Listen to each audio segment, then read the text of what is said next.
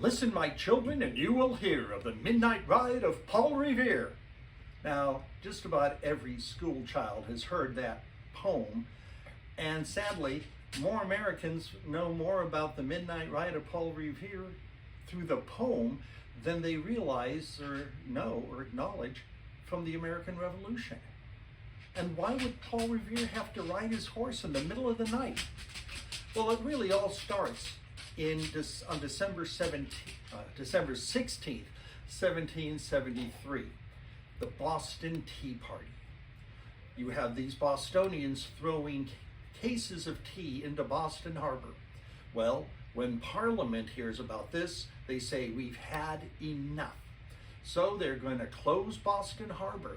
They're going to shut down the courts. They will take away the charter and turn Massachusetts Bay Colony into a martial colony, a military colony. They will then send over what they call the Quartering Act of 1774, where they will ship 4,000 regular soldiers to Boston. Now that's 4,000 soldiers for a town of 15,000 people. That means that almost 1 out of every 4 people was a British soldier. Well, this is going to really irritate the people of Boston, you can imagine. And the Sons of Liberty are going to play into this. The Sons of Liberty are going to constantly be harassing the British under different laws and such. And finally, Gage is going to have enough of it.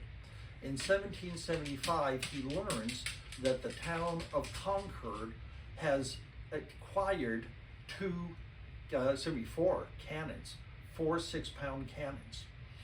He also then finds out that the leaders of the Sons of Liberty in Boston are John Hancock and Sam Adams.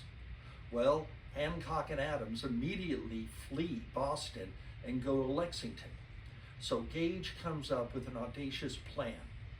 He's going to send two regiments, Grenadiers and Light Infantry, to Lexington to arrest Adams and Hancock, and then move on another 6 miles to Concord to get the cannons and any other military supplies that they have. Well, it's hard to keep a secret in Boston, and this is going to be hard to keep. The word does get out to the Sons of Liberty, but they don't know when it's going to happen.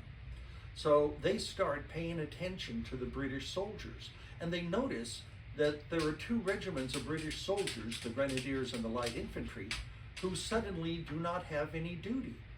They're on R&R, they're relaxing.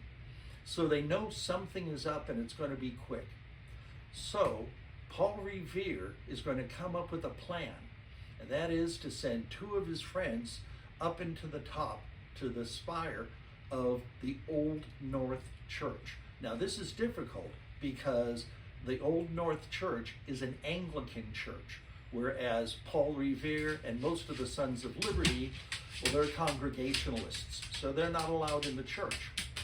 That's going to be a big problem to begin with.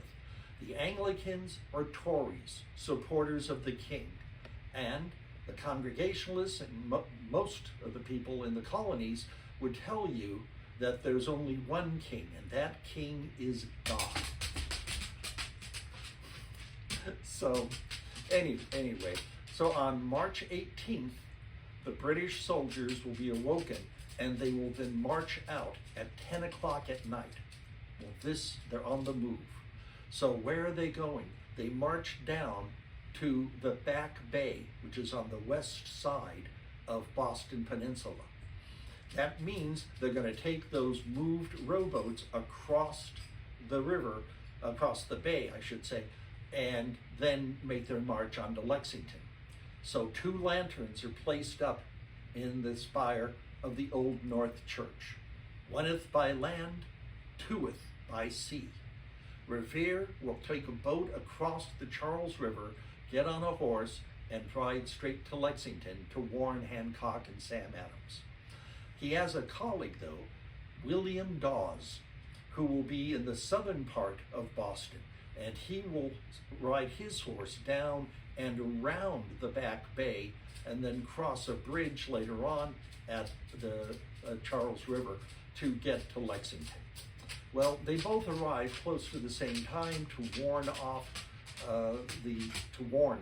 Hancock and Sam Adams.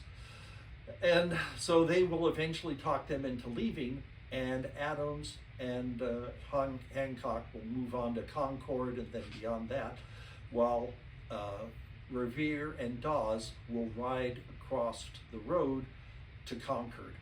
On their route, they come across a doctor, Dr. Samuel Prescott, who happens to be in the Sons of Liberty in Concord. Well, what is he doing out at 12:30 at night? Well, he was visiting his fiancée, a Miss Lydia Mulliken. And he's now on his way back the 6 miles to his home in Concord. Well, the three of them are now going to ride together. But Revere is going to get ahead of them as Dawes and Prescott make a stop at the town of Lincoln to warn the Sons of Liberty there. And when they get back on the road, they see that Revere has been trapped by a British patrol. The regulars have his horse, and Revere now is their prisoner. Well, Prescott and Dawes happen to ride right into it, and now they're prisoners. But Prescott is then going to look at Revere and shout, "Put on!" They put their spurs into their horses bolt, the British drop the reins, and the two of them take off. Revere goes to the right, and he goes into the forest where he meets 6 more British soldiers. Dawes spins his horse around and goes back to Lexington, whereas Prescott will jump a small stone wall on his left side right across a field and make it to the forests to where he can get away and make it to Concord, ring the Liberty Bell, not their Liberty Bell, but ring the bell and awaken the militia so that they are prepared to fight the British. Well, as all of this is happening, the British are finally going to cross the Back Bay. It's going to take them 3 hours. They don't get on the other side until almost 3 o'clock in the morning. When they make their march, they will come to Lexington, knowing that Hancock is long gone, and they will see that the local militia in Lexington are standing in Lexington Green, this large open field that they graze cows on. Well, there are 77 of these men standing there. And so the British regulars are put onto the field and are ordered, leave the field or we'll shoot. Well, they decide it isn't worth it, and they will back away.